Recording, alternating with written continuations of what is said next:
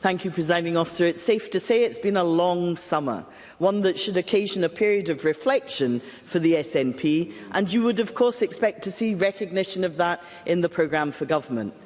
The SNP went from 48 MPs in the UK Parliament to now only having 9 MPs.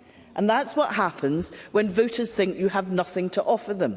Whether it's the disappointment for indeed some of their members that after 17 years the SNP are no closer to delivering independence, or the more recent problems with Police Scotland, or whether it's the very real anger at the lack of competence in government. Voters are angry at the failure to deliver even the most basic of services, and that anger is focused by the SNP's record of government in Holyrood. The lack of progress in tackling NHS waiting lists, the continuing attainment gap, the housing emergency and increasing numbers of people sleeping rough on our streets. All these failures the responsibility of this SNP government. And people in communities across the country are being offered no hope, no vision, no ideas for making their lives better for the future. That is so depressing when Scotland and its people have so much potential. Scotland's best days do lie ahead of it, but will not be realised with this depressing, incompetent government. Let's look at the charge sheet, Presiding Officer. And let me start with the financial position. Yesterday, the Finance Secretary went through contortions to tell us that she wasn't to blame for any of the problems with the almost £1 billion shortfall in her budget. It was all Westminster's fault, and it was the fault of a UK Labour government that has been in office for 8 weeks. 8 weeks. It was nothing to do with decisions she or her predecessors made. Go look somewhere else to lay the blame, she said. Shame that she ignored what the Scottish Fiscal Commission, the Fraser of Allender Institute, the Institute of Fiscal Studies and Audit Scotland had all said. These are decisions she and her government made that are coming home to roost.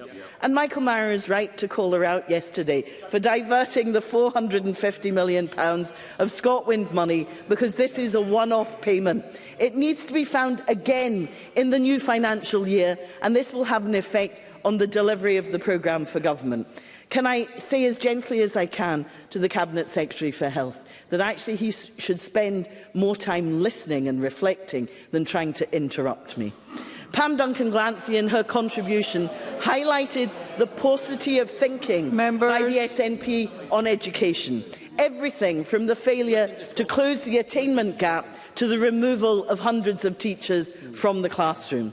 The First Minister also told us about changes he is making to the ministerial code in the context of the secrecy and lack of transparency he was responsible for during the Salmond inquiry. This is just beyond funny. But what about the recommendation from James Hamilton KC that special advisers should be subject to elements of the ministerial code? Oh no, nothing there at all from John Swinney. Let me turn to health, where the SNP's failures are most stark, and Neil Gray should listen. Waiting lists. Miss Baillie. Thank you. Can we all hear how the chamber is just now? Let's imagine that, and the one person who's been called to speak is speaking. Miss Baillie. Thank you so much, Presiding Officer. Waiting lists now at a staggering 864,000 people. 1 in 6 of our fellow Scots, the highest on record. But the Scottish Government promised to bring waiting lists down in the last programme for government. Another SNP failure. Delayed discharge, also at a record high, and it wasn't so long ago that the Finance Secretary was Health Minister and declared that delayed discharge would end. Another SNP failure. Or what about cancer treatment targets? The 62-day target has not been met in 12 years since it was introduced. Now the 31-day target is being missed. Another SNP failure. Delays in A&E are now normalised. Winter pressures are now all year round. Another SNP failure. And the use of the private sector has almost doubled, with 36% of all hip and knee operations done privately because people cannot wait any longer in pain. I welcome very much the attitude taken by the SNP government when they keep protesting that they are not creating a two-tier health service. But that is exactly what this SNP government is presiding over.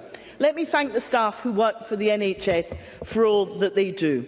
They are let down by this government, and so too are patients, as excess deaths are up and the government failure is literally costing lives. And what the Finance Secretary really didn't want to talk about yesterday were the cuts that health boards are having to make right now. Caroline Lamb, Chief Executive of NHS Scotland, told health boards in June that the expectation for is a £1.1 billion shortfall in the NHS budget. In Greater Glasgow and Clyde alone, the deficit is about £226 million. This will impact on frontline services and staff. The Finance Secretary said that essential staff would be protected. So why then are vacancies for nurses and consultants frozen? I didn't get an answer from her yesterday, so maybe she can try again because this is going on under her nose. And as the staff are not replaced, so the pressure on those that remain increases and they risk burnout. Cuts to mental health services, cuts to primary care, cuts to services for disabled people. Have this government no shame at all?